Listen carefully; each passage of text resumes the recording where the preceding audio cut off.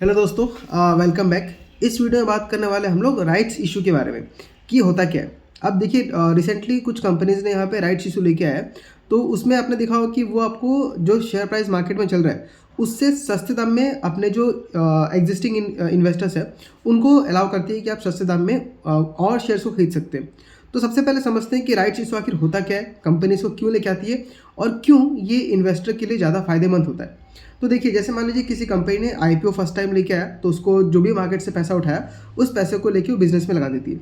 उसके बाद share market में जो उसके शेयर्स ट्रेड होते रहते हैं उसमें कंपनी को कुछ फ़ायदा नहीं होता है। मतलब जैसे मान लीजिए अगर एक कंपनी आईपीओ लेके आई, उसको आईपीओ का पैसा मिला, उसने यूज़ करने लग गया।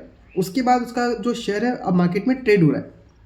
मान लीजिए मैंने कहीं खरीदा तो मुझे बेचने वाला अभी वो कंपनी नहीं है, मेरे जैसा ही कोई और इन्वेस्टर होगा जिसने वहाँ पे सेल का ऑर्डर लगाया होगा। तो ये अपने आप ऑटोमेटिकली ऑनलाइन मैच होता रहता है और जिसको जो खरीदना है, जिसको जो बेचना है वो एग्जीक्यूट होते रहता है ऑर्डर। अब मान लीजिए यहाँ पे कंपनी को अगर और पैसा चाहिए तो कंपनी क्या कर सकती है, या तो बैंक के पास जाके वो और कर्जा उठा सकती है और काम करने के लिए, या फिर वो और नए शेयर्स को लेके आ सकती है। तो ये राइट इशू एक ऐसा तरीका है कि कंपनी अपने और शेयर्स को लेके आएगी और मार्केट को वो अपने शेयर्स को बेचेगी और बोलेगी कि हमको और थोड़ा पैसा चाहिए।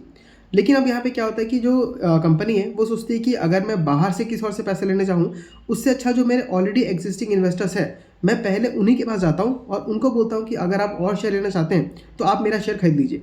तो अब एज ए आप शेयर होल्डर पर्सपेक्टिव देखिए, अगर आपको मार्केट में शेयर अवेलेबल है तो आप वही शेयर कंपनी से फिर से क्यों खरीदोगे, आप तो मार्केट से भी ले सकते हो। तो इसके लिए कंपनी क्या करती है, आपको बोलती है कि ठीक है आप हमारे एग्जिस्टिंग शेयर होल्डर है तो हम आपको क्या करेंगे, सस्ते में शेयर्स दे देंगे। मतलब अगर मान लीजिए मेरा मार्केट में अगर मुझे शेयर 140 में बेचना पड़ रहा है तो आपको मैं डिस्काउंट दूंगा, क्योंकि आप हम लोग के शेयर होल्डर है, बहुत पहले से हमारे साथ टिके हुए हैं। तो आपको हम मार्केट प्राइस से 10%, 15%, 20% भी होता है सस्ता आपको शेयर देंगे, आप ही पहले ले लीजिए। तो ये होता है राइट इशू।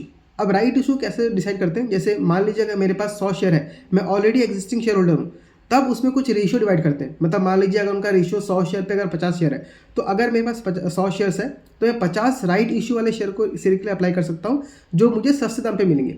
अब ये राइट इशू का शेयर आपको मिल जाए, उसके बाद आप वहाँ पे बेच के लगालग 20% का प्रॉफिट कर सकते हैं। बट ये हमको थ्योरी में ऐसा लगता है, बट एक्चुअल में क्या होता है, जब भी राइट इशू निकल के आता है, अब जो बाकी इन्वेस्टर्स है या जो लोग बाकी लोग देख रहे हैं, जब वो लोग देखते हैं कि कंपनी खुद का शेयर 20% डिस्काउंट में बेच रही है तो मार्केट प्राइस भी घट के 20% के आसपास आ जाता है। आपने एग्जांपल अभी दिखा होगा, ये कृषिवाल का देखा होगा जिसमें राइट इशू आया हुआ था। तो वहाँ कंपनी का प्राइस लगभग 400 के आसपास घूम रहा था, बट राइट इशू में उसने कंपनी ने 20 से 30 रुपये आपको सस्ता यहाँ पे इशू किया था, जिसके वजह से कृषिवाल फूड्स का जो शेयर प्राइस है काफ़ी नीचे करने के लिए मिला।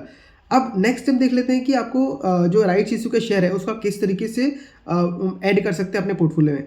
तो जब राइट इशू चल रहा होगा तो आपके पोर्टफोलियो में ही वो कृषिवाल RE बोल के दिखाई देगा, मैं जीरोधा का बात कर रहा हूँ, वहाँ पे ऐसा शो करेगा। अब यहाँ पे क्या आपको राइट इशू को जो अप्लाई करना पड़ता है वो आप डायरेक्टली अपने डीमैट अकाउंट से अप्लाई नहीं कर सकते, आपको एक्स्ट्रा से करना पड़ता है। सबसे पहले आपका जो भी बैंक है, जैसे मेरा इंडियन बैंक है, आपका HDFC बैंक हो सकता है, कुछ भी बैंक हो सकता है, उस बैंक में लॉगिन कीजिए, जो ऐप होता है। लॉगिन करने के बाद आप वहाँ पे ढूंढिए आपका इन्वेस्टमेंट बोल के आया होगा।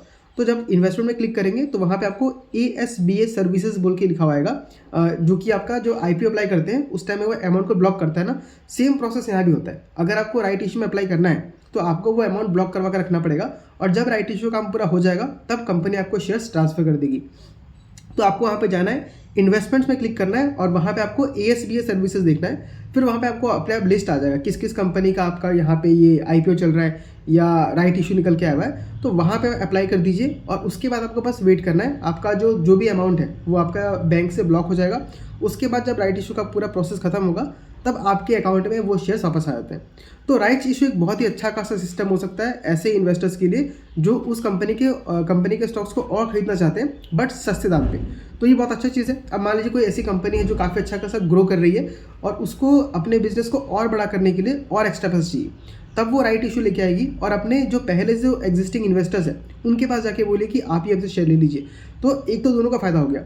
फ़ायदा ये हुआ कि आपको दूसरे लोग नए इन्वेस्टर्स को लेके नहीं आना पड़ा, जिससे आपका जो अर्निंग पर शेयर है EPS वो आपका बहुत ज़्यादा डाइल्यूट नहीं हो पाएगा। और दूसरा जो ऑलरेडी एग्जिस्टिंग इन्वेस्टर्स है उनको और शेयर्स खरीदने का मौका मिल गया सस्ते दामों पे। तो ये एक तरीका होता है कंपनीज़ का पैसा जमा करने का। बहुत सारे तरीके हैं, एक होता है आपका जो बैंक से डेट ले सकता है, फिर आपका एक होता है OFS करके भी होता है। तो उन सब के बारे में बाद में बात करेंगे, बट इस वीडियो में मैंने बात किया है राइट इशू के बारे में। अगर आपको अभी भी कुछ डाउट है तो आप कमेंट करके बता सकते हैं, मैं आपको पर्सनली गाइड कर दूंगा। और आई होप आपको ये वीडियो अच्छा लगा होगा। अगर अच्छा लगा तो वीडियो को लाइक कीजिए, चैनल को सब्सक्राइब कीजिए और कमेंट जरूर कीजिएगा। सिर्फ वीडियो को देख के लाइक करने से फ़ायदा नहीं हुआ। मैं चाहता हूँ कि हम दोनों का इंटरेक्शन आसपास आमने सामने हो। मतलब अगर मैं कुछ बता रहा हूँ तो आप भी अपने आइडियाज़ को कमेंट में लिख के बताइए, ताकि आपका भी कुछ डाउट क्लियर हो जाए और मुझे भी और कुछ जानने को मिले, मेरा भी नॉलेज एक्सपेंड करे। क्योंकि आप लोग जब क्वेश्चंस पूछते हैं तभी मैं भी उसके ऊपर जाके और रिसर्च करता हूँ और मुझे और ज़्यादा क्लियरिटी मिलता है।